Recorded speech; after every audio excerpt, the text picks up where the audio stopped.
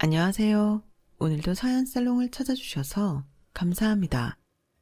새해가 된 지 엊그제 같은데 시간 참 빨라요. 저는 지난 3년 동안 연말이 다가오면 속에서 우라가 치밀어 올랐어요. 그건 3년 전에 있었던 일이 떠오르기 때문이었죠.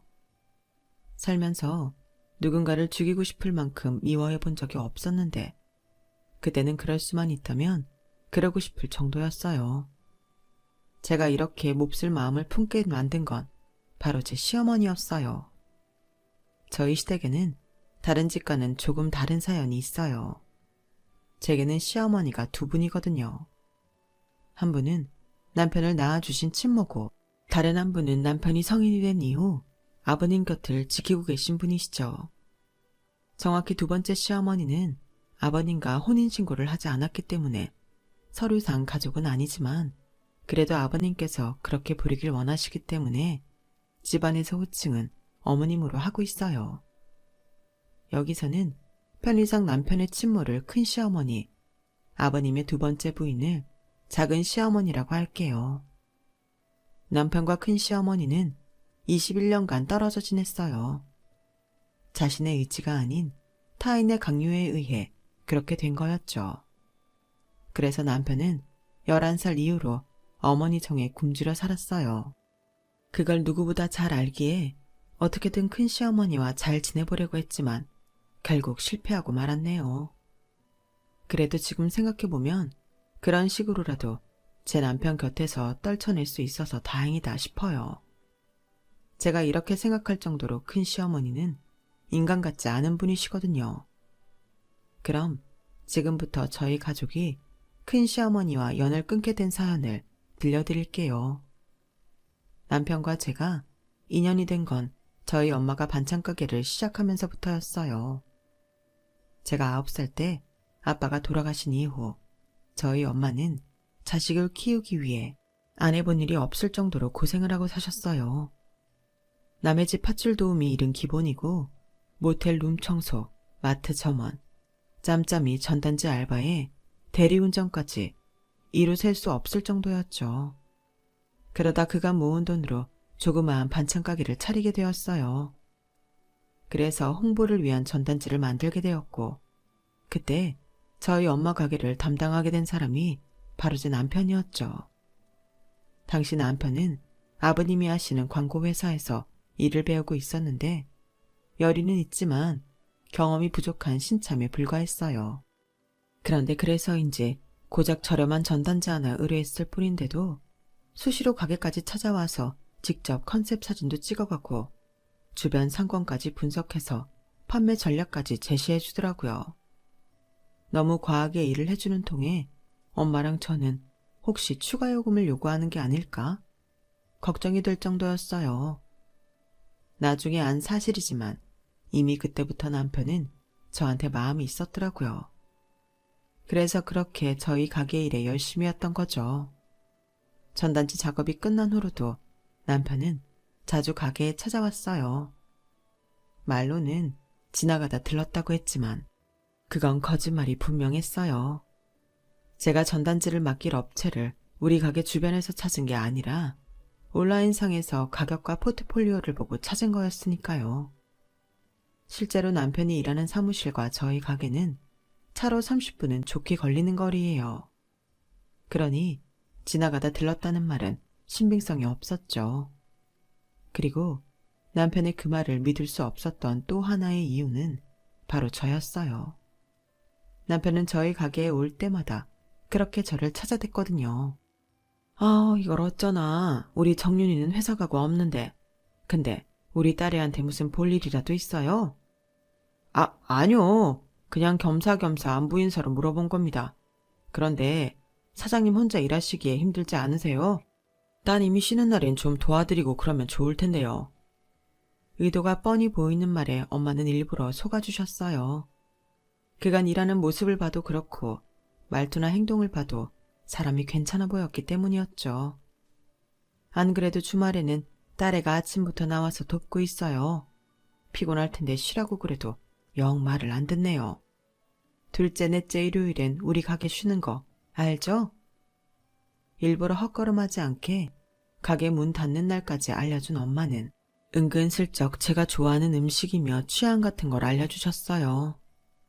엄마의 그런 노력 덕분에 얼마 뒤 우리는 사귀게 되었죠. 남편은 저희 엄마한테 정말 잘했어요. 처음엔 환심을 사려고 저러나 보다 했는데 시간이 지나도 변함없이 잘하더라고요. 알고 보니 남편은 어릴 때 엄마와 떨어져 살게 돼서 엄마 정에 많이 굶주려 있던 모양이었어요. 집밥이라는 걸 제대로 못 먹고 자란 탓에 저희 엄마가 해주시는 밥을 그렇게 좋아했어요. 저희 엄마 역시 당신이 만든 음식을 맛있게 먹어주는 사위를 엄청 예뻐하셨고요. 2년 넘게 연애를 하는 동안 남편은 저희 엄마한테 사윗감이 아닌 아들 같은 존재가 되었어요. 저보다 더 자주 엄마 가게에 찾아가 짐도 나르고 가게 일도 도왔거든요. 처음엔 제 남편을 아들인 줄 알았던 상가 사람들은 사윗감이라는 말을 듣고는 깜짝 놀랄 정도였어요. 사윗감이라고? 난 이 집 아들인 줄 알았지. 요즘 세상에 결혼도 안 한 사윗감이 예비 장모가게까지 찾아와 저리 지극정성을 들이다니. 사윗감 놓치기 전에 빨리 결혼시켜. 주변의 닥달 때문이었는지 먼저 저희 결혼 얘기를 꺼낸 건 저희 엄마였어요. 니들 사귄 지도 3년이 다 됐는데 오래 가기 전에 식 올리는 게 낫지 않겠어? 창준아, 너희 아버님은 아직 결혼 얘기 안 하시니? 이런 건 엄마들이 나서야 얘기가 빨리 진행되는데 어머님이 안 계시니 나라도 먼저 서둘러야겠구나. 내가 언제 너희 아버님 한번 만나 뵐까 하는데 언제가 좋을까? 그러자 남편이 평소와 다르게 의기소침한 표정으로 그러는 거예요. 저 어머님, 실은 저희 아버지랑 함께 사시는 분이 계세요. 그래? 아버님이 재혼하셨구나? 아니요, 그건 아니고 서류상으로는 아직 남남이신데 함께 사신 지는 2년 조금 넘었어요. 남편 말로는 아버님 몸이 안 좋아지시면서 집안일을 하시는 분을 들었는데 두 분이 함께 지내는 시간이 길어지면서 많이 가까워지셨다고 하더라고요. 그렇다고 정식 부부도 아니고 고용주와 고용인 관계도 아닌 애매한 상태라서 우리 결혼 문제를 맡기는 건 좀 어려울 것 같다더군요. 얘는 그런 일이 있으면 얘기를 하지 그랬니? 그게 뭐 어떻다고. 그럼 내가 두 분 찾아뵙고 니들 결혼 준비는 내가 알아서 할게. 엄마는 애써 아무렇지도 않은 척 제 남편을 다독여 주셨어요.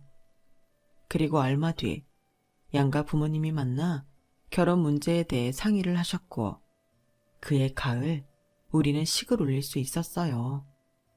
아버님께서 신혼집으로 아파트를 사주시겠다고 했지만 우리 부부는 거절을 했어요. 아버님이 내건 조건 때문이었죠. 생각 같아선 한 몇 년 니들을 데리고 살고 싶다만 창준이 이 녀석이 싫다고 하니 어쩌겠니. 대신 내가 우리 앞동에 아파트 하나 사줄 테니 조석으로 자주 들러라. 주말엔 집에 와서 아침이든 점심이든 한 끼는 꼭 같이 먹고 그래야 네 어머니하고 정도 금방 들 거 아니니. 그 말이 떨어지기가 무섭게 남편은 한숨을 쉬었어요. 아버지, 집은 저희 힘으로 알아서 할게요. 그리고 전 저 아주머니랑 정들일 생각 없어요. 아버지가 좋다고 하시니까 함께 사시는 건 간섭할 생각이 없지만 저한테까지 어머니로 받아들이란 말은 하지 마세요. 전에도 말씀드렸지만 저한테 어머니는 저를 낳아주신 분뿐이니까요. 이놈의 자식이 너네가 그렇게 말을 했는데도 아직 네 친모 타령이냐? 그리고 아주머니가 뭐야 아주머니가. 딴 건 몰라도 이 사람한테 함부로 구는 건 절대 용납 못한다. 세기 너도 마찬가지야. 결국 부자지간의 말다툼을 끝으로 집은 우리 돈으로 우리가 원하는 지역에 구하는 걸로 결정이 났어요. 남편은 기왕 이렇게 된 거 제 친정 근처에 집을 얻자고 하더라고요. 그래서 친정에서 5분 거리에 있는 신축 빌라로 결정하게 되었죠. 그 바람에 아버님은 결혼식을 준비하는 내내 불편한 심기를 감추지 않으셨고 저희 엄마는 많이 미안해하셨어요.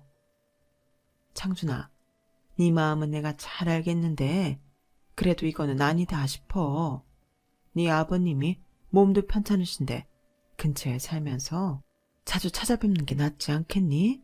나야 몸도 성하니까 내가 니들 찾아가도 되고 니들이 종종 찾아와도 되잖아. 장모님, 저 장모님 위해서 이쪽으로 집 구한 거 아니에요. 저희 결혼하면 곧 애도 생길 테고 그럼 장모님 도움 필요할 거예요. 그러기 위해서 장모님 댁 근처로 오겠다는 거라고요. 그리고 저희 아버지는 옆에 아주머니 있으니까 괜찮아요.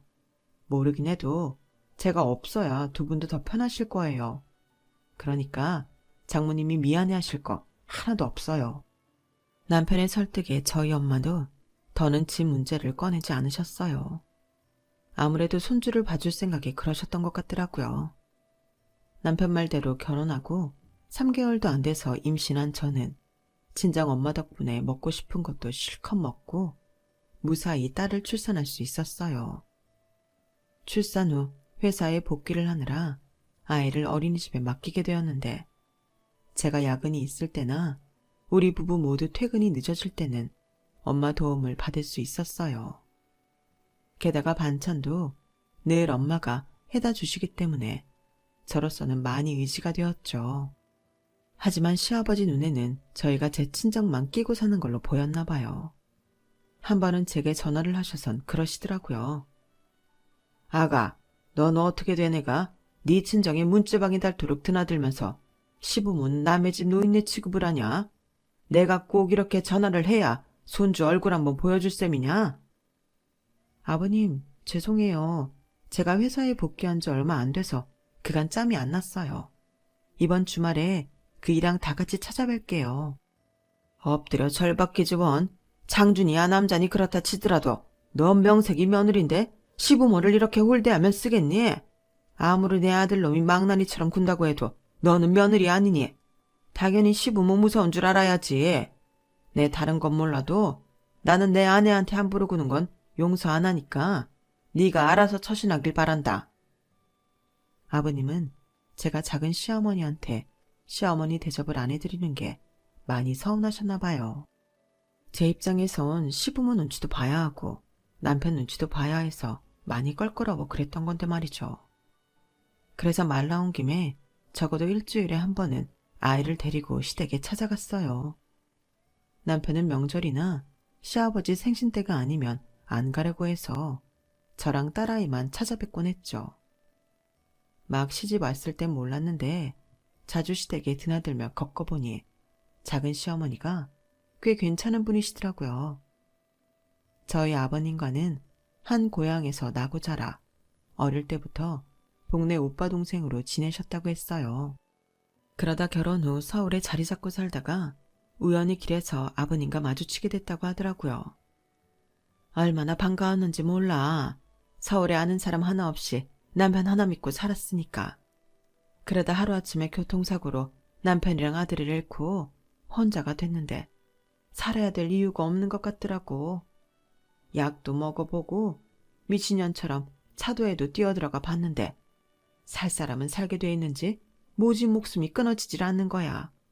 그런데 하루는 오빠가 집으로 찾아왔더라고. 이러고 있지 말고 자기 일 좀 도와달라나? 지금이야 번듯한 광고회사가 됐지만 그때까지만 해도 동네 간판집이었어. 거기서 직원들 밥도 해먹이고 은행 심부름도 하고 그러다가 오빠 집에 드나들면서 창준이 밥도 해먹이고 그랬지. 그때 창준이가 중학생이었는데 그때까지만 해도 나한테 살갑게 굴었어. 엄마 정이 그리워서 더 나를 따랐는지도 몰라. 그런데 딱 거기까지더라고. 오빠가 뇌졸중으로 쓰러지고 살림을 합치게 됐는데 그때부터 날 보는 창준이 눈빛이 달라지더라고. 자기 엄마 자를 뺏으려는 나쁜 계모로 보는 거지. 내가 창준이었다고 해도 쉽게 새엄마를 받아들이기 힘들 거야. 담담하게 자신이 살아온 얘기를 들려주시는데 같은 여자로서 안 됐고 불쌍하더라고요. 그래서 남편과 가까워질 수 있도록 종종 자리를 마련해보자 싶었는데 남편이 한사코 거절을 하는 거예요. 너까지 왜 그래? 나 그 여자 절대 엄마로 인정 못해. 애초에 우리 집에 드나든 이후부터가 불순한 여자라고. 우리 아버지가 돈 좀 굴리고 산다니까 팔자 고치려고 달라붙은 거 너 모르겠니? 젊고 쌩쌩한 남자 두고 반신불수에 다 늙어 빠진 남자랑 결혼하겠다는데 그 속을 어떻게 믿냐고. 생각해보면 우리 엄마가 그렇게 집을 나간 것도 다 그 여자 때문인 것 같아. 그러지 않고서야 멀쩡한 엄마가 자식까지 버리고 집을 나갈 이유가 없잖아. 제 괜한 참견 때문에 자극을 받아 그랬는지 남편은 친모를 찾기 시작했어요. 경찰서를 찾아가 유전자 등록도 하고 업체를 고용해 본격적으로 말이죠. 그렇게 시간이 흘러 저희 딸이 4살이 되던 해 드디어 남편이 친모를 찾게 된 거예요. 경찰을 통해 유전자 등록으로 찾은 건 아니고 업체를 통해 찾아낸 거였죠. 그동안 그렇게 찾을 수 없었던 건 어머님이 한국이 아닌 외국에서 살고 계셨기 때문이라고 하더군요. 오랜 시간 미국에서 사시다가 한국에 정착한 어머님은 가족도 없이 혼자 작은 오피스텔에서 살고 계셨어요. 그래서 한동안 재혼도 않고 혼자 살아오셨나 보다 했는데 그건 아니더라고요. 딸아이는 미국에서 대학을 다니고 있고 남편은 올해 몇 달 뒤에 들어올 거야. 퇴직한 지 얼마 안 됐는데 그쪽 집이랑 부동산 같은 걸 정리해야 해서 나 먼저 들어왔어. 혼자 있는 동안 집도 좀 알아보고 해야 해서 일단은 이렇게 지낸다. 근데 네 아빠가 나 만난다니까 뭐라고 안 하든? 어머님은 생각보다 담담하게 제 남편을 맞으셨어요. 그래서인가 좀 이질감을 느끼게 되었죠. 대개 이런 상황에선 현재 당신의 상황 얘기보다는 오랜 시간 떨어져 지낸 아들에 대한 그리움이나 미안함에 대한 얘기가 있기 마련이니까요. 그건 남편도 저와 비슷한 생각이었나 봐요. 어머님을 뵙고 집으로 돌아오면서 남편이 그러더라고요. 엄마는 내가 그립지 않았나 봐. 내가 어떻게 지냈는지는 물어보지도 않으시네. 몇 년간 애타게 찾았던 엄마를 만났는데도 남편은 무척이나 외로워 보였어요. 그럼에도 떨어져 지낸 시간을 보상이라도 하듯 남편은 매일같이 어머님을 찾아갔어요. 심부름도 해드리고 부동산 중개소에도 같이 따라다니며 어머님의 한국살이에 도움을 드렸죠. 그런데도 어머님은 마치 돈 안 들이고 부릴 수 있는 비서를 대하듯 제 남편과 거리를 두셨어요. 제 눈에는 그런 모습이 참 낯설게만 느껴지더라고요. 엄마, 우리 시어머니 말이야. 좀 매정한 분이신 것 같아. 20년 넘게 헤어졌던 아들을 만났는데도 눈물은커녕 보고 싶었다는 말 한마디 안 하시는 거 있지? 마음에 없어서 그러시겠니? 자식 앞에서 미안해 그러시겠지? 글쎄, 그건 아닌 것 같은. 심지어 우리 예서를 보고도 한번 안아주시지도 않던걸. 오히려 작은 시어머니가 더 친엄마 같더라니까. 그때까지만 해도 저희 엄마는 큰 시어머니를 좋은 쪽으로 보려고 노력하셨던 것 같아요. 아무렴 자식 키우는 엄마가 자식과 생이별을 했는데도 마음에 응어리 하나 안 적겠나 하면서요. 원래 표현이 서툰 분일지 모른다며 제 남편 앞에선 절대 그런 소리 하지 말라고 하셨죠. 그래서 엄마 말대로 성격상 그런 것뿐이라고 생각하기로 했어요. 그런데 몇 달 뒤 미국에서 어머님 남편과 딸이 왔다는 소식을 듣고 찾아가 봤더니 어머님이 지금까지와는 완전 다른 표정으로 계시더라고요. 남편과 딸 앞에선 세상 둘도 없고 애교 많고 살가운 어머니로 변해 있었거든요. 그 모습을 본 남편은 애써 웃고 있었지만 눈은 슬퍼 보였어요. 특히 방학을 맞아 함께 들어온 딸을 대할 때 어머님은 저희 엄마보다도 더 딸바보처럼 보이셨어요. 제니퍼, 새로 산 핫팬츠 너무 근사하다. Awesome, really, really awesome. 엄마는 제니퍼가 모델인 줄 알았어. 지금까지 내가 본 모델들보다 우리 딸이 훨씬 더 매력적이야. 제 눈에는 흘러내린 뱃살과 터질 것 같은 허벅지밖엔 안 보이는데 어머님은 온갖 수식어를 동원해 칭찬하기 바빴어요. 반면에 제 남편한테는 눈길조차 주지 않더라고요. 마치 불청객을 대하듯 말이에요.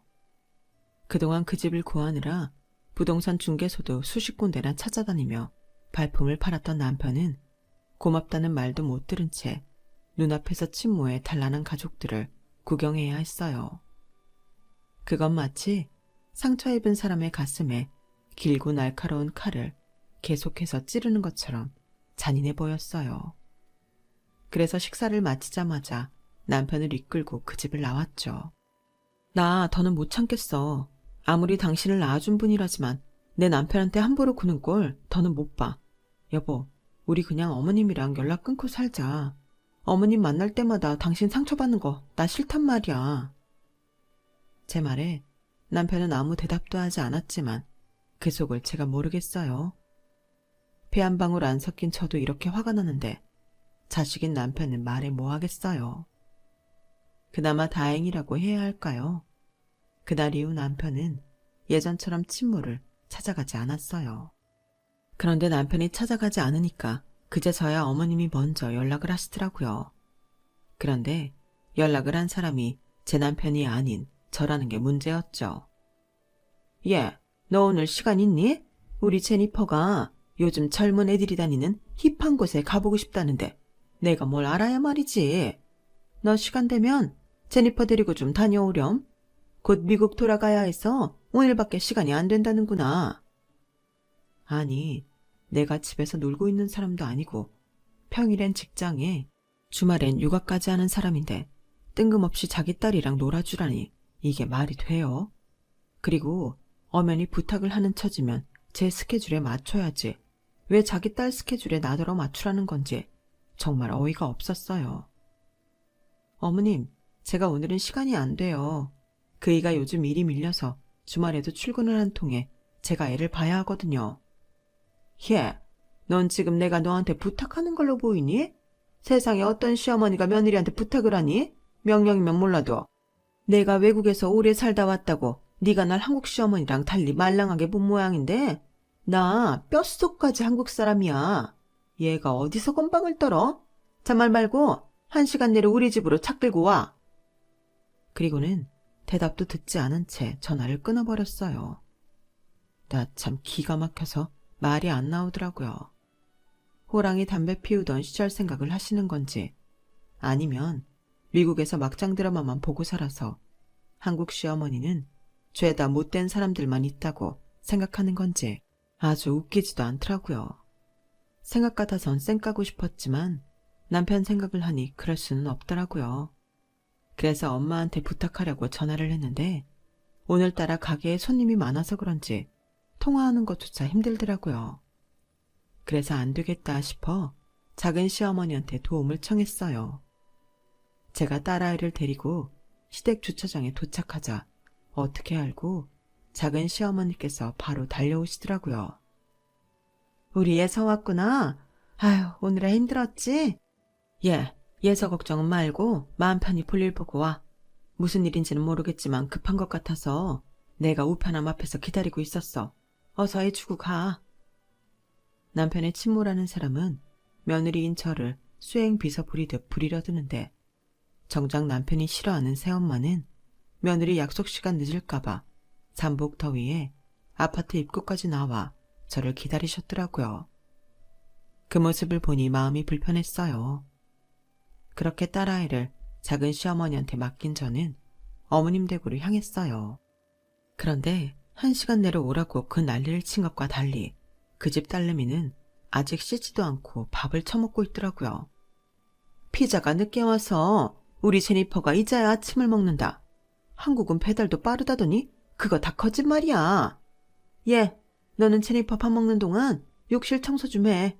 우리 제니퍼 밥 먹고 씻어야 되니까 바깥 욕실 먼저 청소해. 어머님, 해도 너무하시네요. 주말에 애 보고 있는 사람 느닷없이 불러내신 것까지는 100번 양보해서 참아드리는데요. 욕실 청소까지 하라는 건 도저히 그냥 못 넘어가겠어요. 도대체 무슨 권리로 저한테 이러시는 거예요? 저 파출 도우미 아니에요.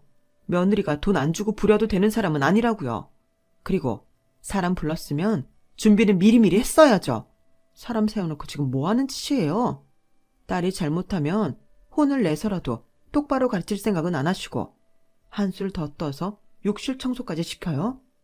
어머님은 시어머니가 무슨 대단한 권위라도 되는 줄 아시는 모양인데 착각하지 마세요. 저도 저희 집에서는 귀한 대접받는 딸이에요. 어머님한테 함부로 부려질 사람 아니라고요. 앞으로 이런 식으로 저 부르시면 안 올 거예요. 저는 할 말을 마치곤 그 집을 빠져나왔어요. 뒤에서 시어머니가 저를 부르며 화를 내는 걸 들었지만 알게 뭐예요. 나도 성질나 죽겠는데. 그 길로 시댁으로 바로 가려다가 도저히 이 기분으로 우리 딸을 볼 수 없어서 남편 회사로 갔어요. 주말이라 사무실에는 남편 혼자 있더라고요. 밀린 전단지 시안을 짜고 있던 남편은 뜻밖의 제 방문에 어리둥절한 표정이었어요. 그런 남편을 보니 입이 쉽게 떨어지지 않더라고요. 하지만 언제까지 어머님한테 이렇게 휘둘릴 수만은 없어서 방금 전까지 있었던 일을 가감없이 다 털어놓았죠. 그랬더니 남편 표정이 점점 어두워지더라고요.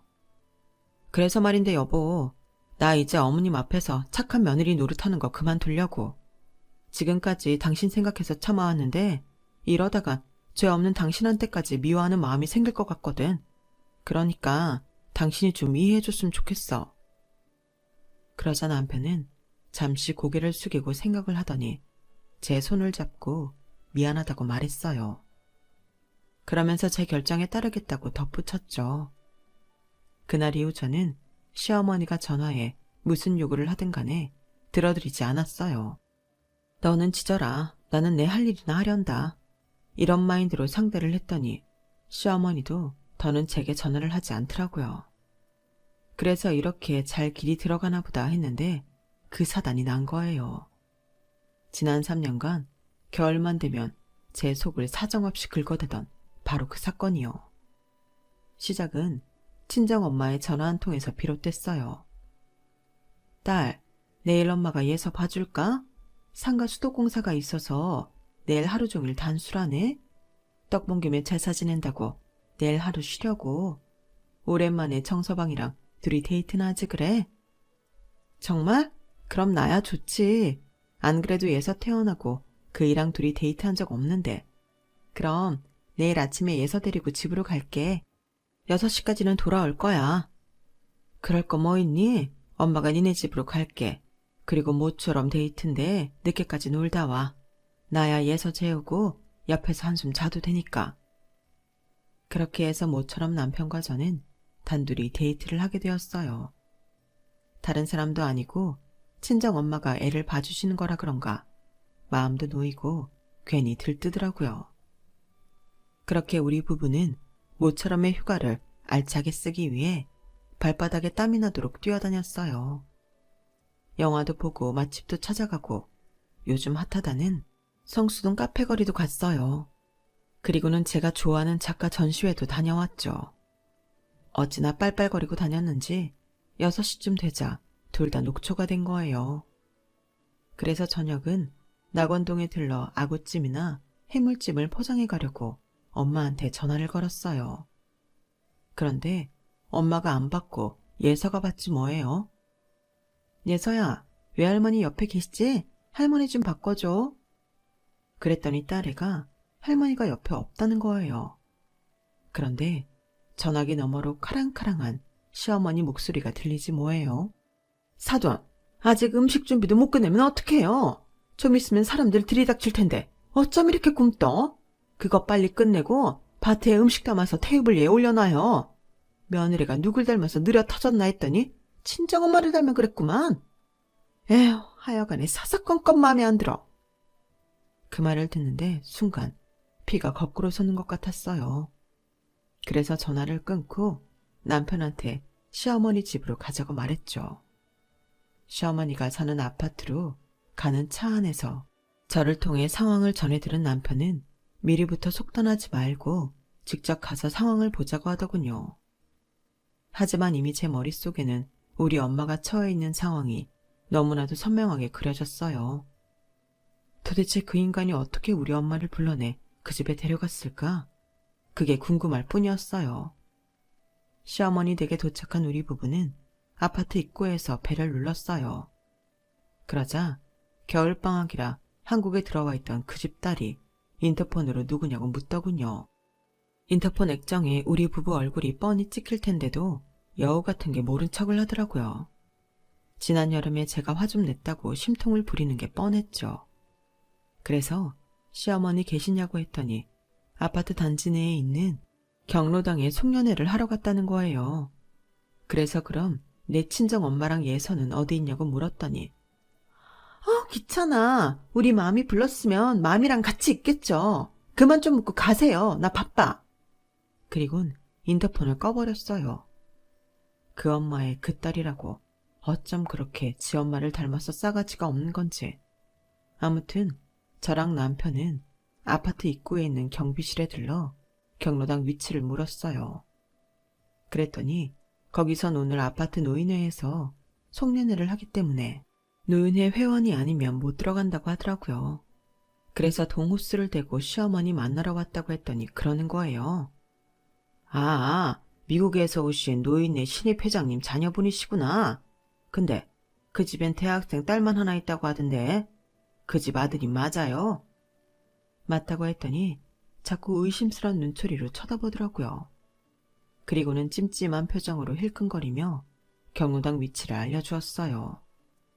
아파트 단지를 가로질러 경로당이 있다는 동으로 걸어갔어요. 그런데 저 멀리서 엄마가 예서를 데리고 걸어오지 뭐예요.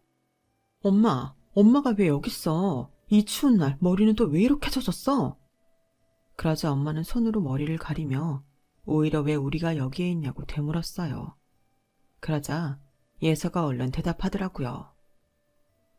아까 엄마한테 전화 왔었어. 예서가 받았는데 그치 엄마?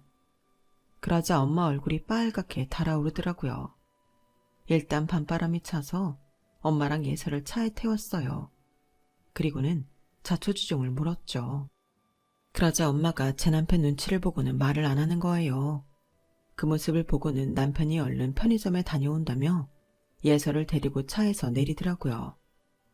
남편이 눈치껏 자리를 비워주자 엄마가 한숨을 푹 쉬셨어요.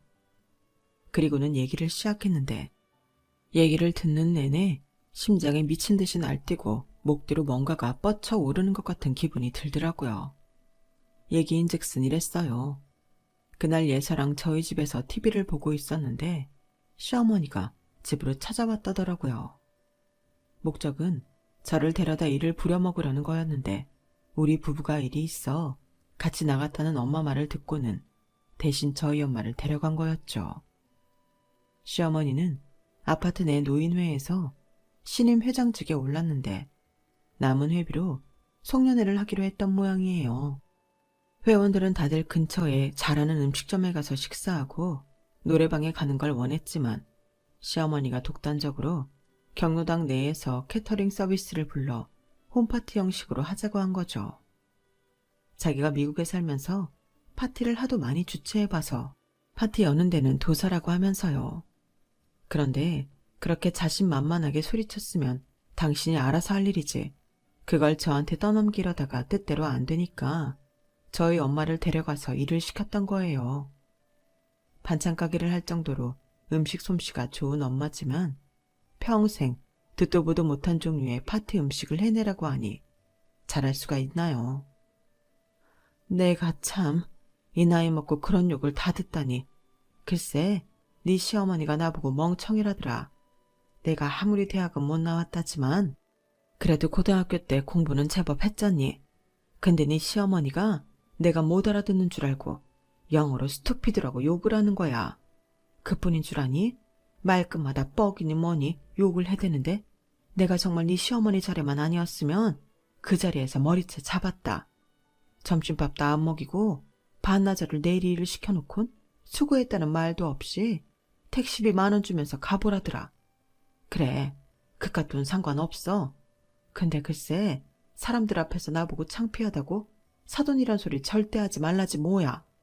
그러면서 사람들 앞에서 나를 파출도움이라고 소개하는 거 있지. 예서 앞이라 내가 꾹 참았다만 정말 억장이 무너지더라. 그 말을 하면서 엄마는 끝내 눈물을 흘리셨어요. 그 모습을 보니 제 속에선 피눈물이 흘러내렸죠. 잠시 뒤 남편과 예서가 차로 돌아왔길래 남편을 데리고 경로당으로 향했어요. 거기까지 가는 동안 저한테 자초지종을 전해들은 남편은 한숨을 쉬며 손바닥으로 마른 세수를 해댔죠. 자기가 들어도 기가 차서 말이 안 나오는 상황이었으니까요. 경로당에 가보니 다른 사람들은 다들 평상복을 입고 있는데 시어머니랑 그 남편만 드레스에 연미복까지 차려입고 한껏 잘난 척을 하고 있더라고요. 꼴에 노인네 회장이랍시고 되도 않는 영단어 몇 개 섞어가며 혓바닥을 굴리는 시어머니를 회원들은 인상을 찌푸리고 쳐다보고 있었어요. 그러다 한 분이 손을 번쩍 들고는 따지듯 묻더라고요. 신임 회장님한테 묻겠습니다. 우리 회비가 꽤 남은 걸로 아는데 설마 이 정도 음식 차리는데 그 돈이 다 들어간 건 아니죠? 그리고 말이 났으니 말인데 우리가 애들도 아니고 죄다 쿠키니 비스켓, 초콜릿에 케이크 쪼가리 뿐이니 이걸 누구 먹으라고 준비한 겁니까? 여긴 유치원 송년회 자리가 아니라 노인회 송년회 자리라고요. 그러자 시어머니가 표정을 굳히며 말했어요. 아, 촌스럽게 왜 이러시나 몰라. 언제까지 한국 사람들은 송년회라고 삼겹살에 소주를 마셔대면 올 겁니까? 그거 너무 촌스럽지 않아요? 내가 미국에서 오래 살아서 그런지 몰라도 난 그렇게 연말 파리를 하는 건 저질이라고 생각해요. 우리 좀 글로벌하게 세계화에 맞는 방식으로 놀 수 없어요? 그리고 쿠키랑 케이크가 어때서요? 저거 전부 오가닉 재료로 만든 거라서 재료비는 좀 비싸도 건강에도 얼마나 좋은지 몰라요. 내가 오가닉 재료의 비건 제품으로 준비하느라 코스트코에 몇 번을 왔다 갔는지 몰라. 거기 회원권 없이는 못 들어가는 거 아시죠? 내 회원권까지 써가며 좋은 재료 사다 날라서 만들었더니 고맙다는 말은 못할 망정 돈 다 썼다고 타박이나 하고 사람이 그러면 못 써요. 벌 받아요. 우아한 손동작까지 해가며 시어머니는 되려 질문을 한 분한테 면박을 주고 있었어요. 하지만 그분도 만만치 않은 분이더라고요. 거참, 그래요. 그쪽이 미국에서 얼마나 오래 살다 왔는지는 모르겠지만 로마에 가면 로마법을 따르라고 했어요. 그쪽 부부가 한국에 살러 왔으면 한국식으로 송년회 준비를 하는 게 도리 아닐까요? 애초에 회원 대다수가 음식 잘하는 식당에서 저녁 먹자는 제안을 했음에도 회장 독단으로 여기서 파티를 연 거 아닙니까? 그럼 최소한 회원들 식성은 따라줬어야죠. 근데 이게 뭡니까? 이딴 거에 200에 가까운 돈이 들었다는 걸 우리 보고 믿으란 겁니까? 코스트코요? 아이고, 이 보세요. 누구는 거기 회원권 없는 줄 아십니까? 여기 계신 분들 대부분이 거기 회원권 가지고 계세요. 거기가 뭐 대단한 곳이라고 유세를 떨어요. 고작해야 창고형 대형 마트일 뿐인데 안 그래요? 뭐 기왕 말 나온 김에 그럼 영수증 좀 봅시다. 영수증 대조해서 회비가 얼마나 들어갔나 확인 좀 하자고요. 그러자 시어머니 얼굴이 하얗게 질리더니 버럭 소리를 질러댔어요. 아니, 이 사람들이 정말 사람을 어떻게 보고 이래? 내가 영수증 보여주면 댁들이 계산은 제대로 할 줄 알아? 다 늙은 영감탱이가 덧셈이나 제대로 하겠냐고. 그러자 지금까지 어머니를 몰아세우던 어르신이 피식 웃으며 그러시는 거예요. 다 늙은 영감탱이라도 그 정도는 합니다. 내 비록 퇴임은 했지만 10년 전까지 국립대에서 수학을 가르쳤던 사람인데 그거 못하겠습니까? 그러자 장내에 있던 어르신들이 껄껄대며 웃으셨어요. 웃지 못하는 건 시어머니와 그 남편뿐이었죠. 뭐 나 정도로는 믿음이 안 간다고 하면 다른 분들이 하셔도 되겠네요. 그쪽이 뭘 모르는 모양인데 우리 노인회에 통계학과 출신도 있고 경영학 박사님도 있고 변호사님도 있으니까 계산할 인재 걱정은 안 해도 될 겁니다. 아, 정 여사님은 교감으로 퇴임하시기 전에 수학 교사 생활도 하셨죠? 그럼 우리 수학 선생님이 하셔도 되겠네. 늙었다고 무시하면 안 돼요. 다들 그쪽만 못해서 가만히 있는 거 아닙니다. 미국에서 살다 온 걸 대단한 훈장처럼 생각하는 모양인데 여기엔 외국 유학생을 한 사람들도 많고 그쪽 부부처럼 미국이나 캐나다에서 오래 살다 오신 분들도 많아요. 그러니까 아파트 노인회라고 해서 만만하게 보고 공금 횡령할 생각이었다면 안 하는 게 좋을 겁니다. 전임 회장이 공금에 손댔다가 저기 앉아 계신 박 변호사님한테 소송당하고 물러났거든요. 보아하니 그쪽도 비슷한 꼴 나지 않을까 생각됩니다만. 사면초가에 빠진 시어머니 부부는 눈알만 굴리며 초조하게 서 있었어요. 그러다 돌파구를 찾았는지 대뜸 그러더라고요. 누가 재료비 만들었다고 했습니까? 요즘 인건비 비싼 건 다들 아시죠? 아까 여기서 일하던 그 아줌마가 일당이 엄청 비싼 사람이에요. 솜씨가 좋거든. 그 아줌마가 재료 구입부터 밑손질에 베이킹까지 하느라 3일 내내 우리 집에 출장을 왔었다니까. 특별히 세팅까지 해줘서 팁도 좀 챙겨줬는데 알다시피 이게 현금으로 준 거라서 영수증 처리가 안 됐어요. 그 말을 들으니 어이가 없어서 웃음만 나더라고요. 그래서 그 와중에 제가 깔깔대고 웃었더니 다들 저를 쳐다보더라고요. 아, 죄송합니다. 제가 너무 웃긴 코미디를 보는 것 같아서 안 웃을 수가 없었어요. 저기 회장님, 아까 그 아주머니가 일당이 비싼 분이라고 하셨죠? 근데 그분 말에 따르면 여기서 일해주고 받은 돈은 택시비하라고 회장님이 주신 딸랑 10,000원짜리 한 장뿐이라던데 어떻게 된 겁니까? 너? 여기가 어디라고 끼어들어? 당장 안 나가? 왜요? 제가 있으면 안 돼요? 저는 아까 여기서 일하신 아주머니 딸인데요. 회장님이 저희 엄마 없는 자리에서 주지도 않은 돈을 준 것처럼 거짓말을 하시니까 기가 차서 진실을 밝히려는 것뿐인데 안 됩니까? 왜요? 21년 만에 만난 아들 앞에서 쪽팔려서요? 그렇게 쪽팔린 거 아시는 분이 사돈 불러다가 하루 종일 굶겨가며 공짜로 일부려 먹었습니까? 그래놓고 고맙다는 말 한마디 없이 꼴랑 10,000원짜리 한 장 던져주고 보냈어요? 그리고도 당신이 사람입니까? 그깟 시어머니 자리가 뭐라고 우리 엄마한테 그따위로 굴었냐고요. 그래놓고 뭐? 일당이 비싼 아줌마? 하, 지나가던 개가 웃겠네. 남의 엄마 가슴에 피눈물 나게 만들어 놓곤 고작 한다는 짓이 노인회 회비 털어먹는 겁니까? 창피한 줄도 모르고 되도 않는 거짓말이나 늘어놓는 거냐고요. 정말 가관도 아니네요. 후져도 너무 후져. 근데 대충 들어봐도 여기 계신 어르신들이 어머니보다는 한 수 위에 계신 분들 같으니 소송당하고 여기서 쫓겨나는 건 시간 문제인 것 같네요. 뭐 쫓겨나든 말든 이제 나랑은 상관없지만. 뭐? 이게 어디서 배워먹은 버르장머리야? 감히 어디서 시어머니한테 까불어? 얘 창준아, 너 뭘 그렇게 멀뚱거리고 있어? 네 와이프가 나한테 하는 짓거리 안 보여? 네가 남편이라면 네 와이프는 때리든 굴리든 제대로 가르쳐야 할 거 아니야. 네가 이 모양이니 이게 어려운 거 모르고 까불지. 그러자 남편이 싸늘한 표정으로 말했어요. 당신이 내 어머니인 건 맞습니까? 근데 왜 나는 아무리 생각해도 남인 것 같을까요? 어머니라면 적어도 아들 며느리한테 그러면 안 되는 거였잖아요. 내 장모님한테 그런 식으로 행동하면 안 되는 거였잖아요. 그래놓곤 이제 나보고 내 아내를 때려서 가르치라고요? 그게 말이나 되는 소리라고 생각하세요? 차라리 안 만났다면 좋았을 거 그랬어요. 어머니가 이렇게 형편없는 사람이란 걸 모르고 살았더라면 적어도 당신이 내 어머니란 사실이 창피하진 않았을 텐데. 한 가지만 확실하고 갈게요. 앞으로 우리 가족 앞에 얼씬도 하지 마세요. 혹여라도 내 아내 불러다가 지금껏 그랬던 것처럼 부려먹었다가는 그땐 내가 당신 가만 안 둘 겁니다. 지난 21년 동안 그랬던 것처럼 앞으로도 우리 보지 말고 살아요. 남편은 제 손을 잡고 경로당을 빠져나왔어요. 눈에는 그렁그렁하게 눈물이 고인 채로요. 그 사건 이후 시어머니가 어떻게 됐는지는 알 수 없었어요. 지난 3년간 연락을 끊고 살았거든요. 그 사건이 있고 얼마 뒤 작은 시어머니를 통해 들은 바로는 21년 전에 시어머니가 집을 나간 이유가 다름 아닌 남자 때문이었다고 하더라고요. 아들한테 자기 엄마가 바람이 나서 집을 나갔다는 말을 할 수 없었던 아버님은 자신이 손찌검을 해서 어머님이 집을 나간 것처럼 거짓말을 해오셨던 거죠. 다만 지금 함께 사시는 남자분이 그때 어머님과 도망친 남자인지는 알 수 없지만요.